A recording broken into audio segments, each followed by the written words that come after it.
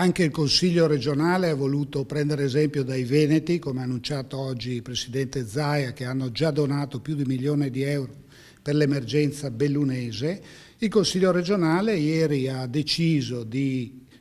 dare la possibilità ai propri dipendenti di poter dedicare un'ora del proprio lavoro al sostegno delle popolazioni colpite dalle calamità naturali e contestualmente mettere a disposizione le nostre strutture tecniche e amministrative ai comuni che dovessero averne bisogno per espletare le loro pratiche amministrative, perché evidentemente ci sarà un carico di lavoro straordinario per piccoli comuni montani.